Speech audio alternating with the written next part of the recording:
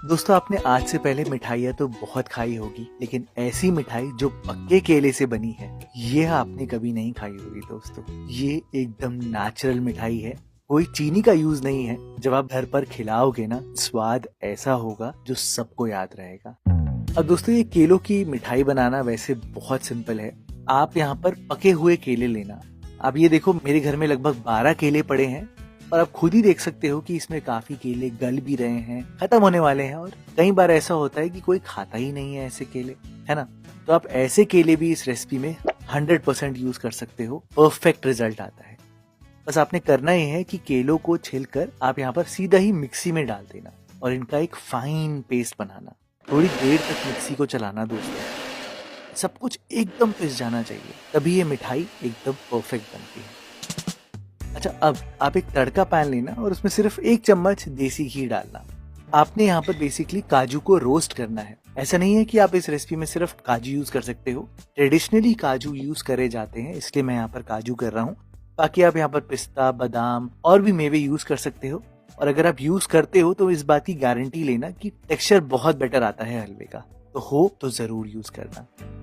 बस हल्का सा आपने ब्राउन करना है और जैसे ही हल्का कलर आ जाए तो काजू को आप साइड में रख देना।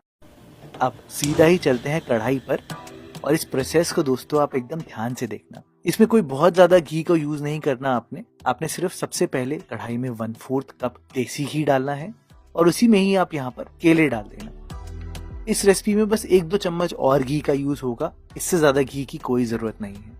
प्रोसेस को बस आप दोस्तों ध्यान से समझना, क्योंकि एक बार अगर आप समझ गए तो आपका रिजल्ट हमेशा परफेक्ट आएगा, गारंटी देता हूं मैं। देखो दोस्तों, क्या होता है, केलों में पानी बहुत होता है। तो फर्स्ट स्टेप ये है कि आपको यहाँ पर घी को अच्छे से केले के साथ मिलाना है और वेट करना है कि इसमें बुलबुले आने शुरू हो जाए। बेसिकली सारे जो केले हैं वो हीट पकड़ ले। तो फर्स्ट स्टेप, विदिन 5 मिनट्स ये बहुत आराम से आ जाएगा। सारी कुकिंग आपने मीडियम फ्लेम पर करनी है, हाई फ्लेम पर नहीं पकाना, क्योंकि अगर हाई फ्लेम पर पकाओगे तो अनइवन कुकिंग हो जाएगी। दूसरी चीज जो आपने अब यहाँ पर नोटिस करनी है वो ये है कि धीरे धीरे करके यहाँ पर पानी रिड्यूस होगा और केले का जो कलर है वो यहाँ पर बदलना शुरू हो जाएगा। ये देखो, अलग सा कलर आ गया ना। अच्छी बबलिंग हो रही है, यानी कि हीट पूरी पकड़ चुका है केला, और हल्का सा गाढ़ा सा होना शुरू हो रहा है। अब तीसरी और लास्ट चीज जो आपने नोटिस करनी है, आपके केले तब पूरे पक जाएंगे जब यहाँ पर केलों में चमक आनी शुरू हो जाएगी। शाइन आने का मतलब कि घी हल्का हल्का बाहर आ रहा है, पानी काफी कम हो चुका है। तो बस दोस्तों, ये एकदम राइट स्टेज है। आप यहाँ पर अब गैस को बंद कर देना और इसको यहाँ पर थोड़ी देर साइड में रखना। ऐसे रखने से धीरे धीरे करके केलों से पानी और रिड्यूस होगा और आपका कुकिंग टाइम भी काफी बच जाएगा। इतनी देर में हम एक चाशनी बना देते हैं। अब आप सोच रहे हो कि भरत भाई इसमें क्या बहुत ज्यादा मीठे का यूज होगा? हाँ? नहीं दोस्तों, 1 किलो केले के लिए आपको सिर्फ यहाँ पर 300 से 350 ग्राम गुड़ चाहिए, बहुत ज्यादा नहीं चाहिए। गुड़ को पिघालने के लिए आप यहाँ पर बस 1/4 कप पानी डालना और गुड़ को थोड़ा तोड़ के डालना। आप यहाँ पर चीनी यूज कर सकते हो 100%, लेकिन सच बताऊं तो ये रेसिपी गुड़ के साथ ही बनाई जाती है। गुड़ एकदम नेचुरल स्वीटनर है और इससे ना एक लेसपन, एक लचीलापन सा आता है इस मिठाई में। तो चीनी यूज कर सकते हो, लेकिन गुड़ ज्यादा बेटर ऑल्टरनेटिव है। बस आप यहाँ पर गुड़ को तब तक पकाना जब तक कि सारा गुड़ अच्छे से पिघल नहीं जाता, और जैसे ही पिघल जाए सीधा ही इसको यहाँ पर केलों के साथ मिलाना। अब आपने फिर से कुकिंग शुरू करनी है और कुकिंग अब इतनी करनी है कि केलों से सारा पानी गायब हो जाना चाहिए। गुड़ और केला एकदम गाढ़ा हो जाना चाहिए। तो अब यहाँ पर अगेन 3 पॉइंट तक आपने कुकिंग करनी है। आप सबसे पहले देख लो कि कैसे ये बिल्कुल बह रहा है। ये चीज ध्यान देना दोस्तों, शुरुआत में जब ये पतला होगा तो ये बहुत ज्यादा बहेगा। अब गैस को ऑन करना, अगेन मीडियम फ्लेम पर सारी कुकिंग करनी है और यहाँ पर अच्छे से पकाना। 5 मिनट में ही ऐसा होने लग जाएगा कि ये गाढ़ा हो जाएगा। जो बुलबुले होंगे वो काफी थिक होंगे और बड़े बड़े और मोटे होंगे। बस इस बात का ध्यान देना दोस्तों, बड़े बड़े मोटे बुलबुले। जब ये स्टेज आ जाए तो अब आपने यहाँ पर 1 बड़ा चम्मच देसी घी का डालना है। अब ये घी हम डाल क्यों रहे हैं? देखो दोस्तों, जब आप ऐसे स्लो घी डालते हो तो आप धीरे धीरे बेसिकली टेम्परेचर को बढ़ा रहे हो। पहले मॉइस्चर में कुकिंग हो रही थी, घी डालने से आपके इसका टेम्परेचर और बढ़ेगा और जितना छोटा मोटा मॉइस्चर होगा वो गायब हो जाएगा। और इसलिए कराची हलवा या कोई भी स्टार्च का जो हलवा बनता है उसका प्रोसेस ऐसा ही होता है।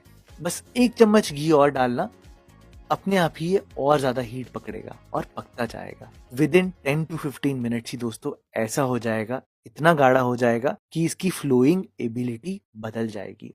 अब देखो ये पानी की तरह नहीं बह रहा, पतला नहीं है, एकदम जुड़ के बह रहा है।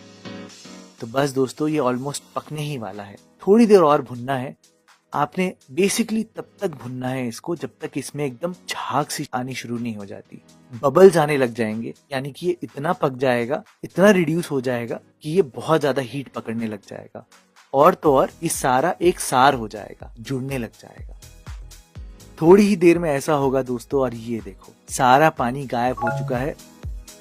और अब अगर मैं इसको हल्का सा पलट के दिखाऊं तो आप देखो कैसे झाग सी आ रही है, कैसे इतना ज्यादा हीट पकड़ा हुआ है। ये बहुत गर्म होता है दोस्तों ये। आप देखो मैं इसको जब मिला रहा हूं तो सारा एक तरफ आ रहा है, ऐसा नहीं है कि एक दूसरे से अलग हो रहे हैं, पूरा जुड़ा हुआ है और बिल्कुल भी बह नहीं रहा। अगर मैं इसको ऐसे पलट कर दिखाऊं तो देखो आप कितना ज्यादा थिक है, बिल्कुल एक पॉलिप की तरह पूरा एक सार गिर रहा है। बस दोस्तों यही राइट स्टेज है कि आपका हलवा पूरा पक चुका है। अब आप यहाँ पर काजू मिला देना। इसके साथ साथ फ्लेवरिंग एजेंट मैंने तो यहाँ पर सिर्फ इलायची डाली है। मैंने वैसे लोगों को केवड़ा डालते हुए भी देखा है, रोज वाटर भी डालते हुए देखा है, मैंने सिर्फ इलायची का पाउडर डाला है। सारी चीजों को अच्छे से मिलाया है और सीधा ही इसको शिफ्ट कर दिया है एक केक टिन में। मैंने स्पेशली पहले बटर पेपर लगा कर रखा था दोस्तों। अगर नहीं लगा कर रखोगे तो आपको बहुत दिक्कत आएगी इसको निकालने में, क्योंकि थोड़ा ये चिपचिपा होता है। इसको बटर पेपर में डालना और पूरी तरीके से ठंडा होने देना। ठंडा होने के बाद मेरे कहने पे इसको 1 घंटे फ्रिज में रख देना, इससे पूरा सेट हो जाता है दोस्तों। और जब आप फ्रिज से निकालोगे ना एकदम जम जाएगा, सॉफ्ट होगा लेकिन पर सेट होगा। आप इसको बहुत इजीली काट पाओगे दोस्तों। बिल्कुल मैं इसको साउथ की इस मिठाई की तरह ही काट रहा हूँ जैसे कट के मिलती है, और ये एक्चुअल में है साउथ की ही रेसिपी। पके हुए केले से आप ये मिठाई बना कर देखना, गारंटी है मेरी, सबको याद रहेगी कि कितनी औसम बनी थी।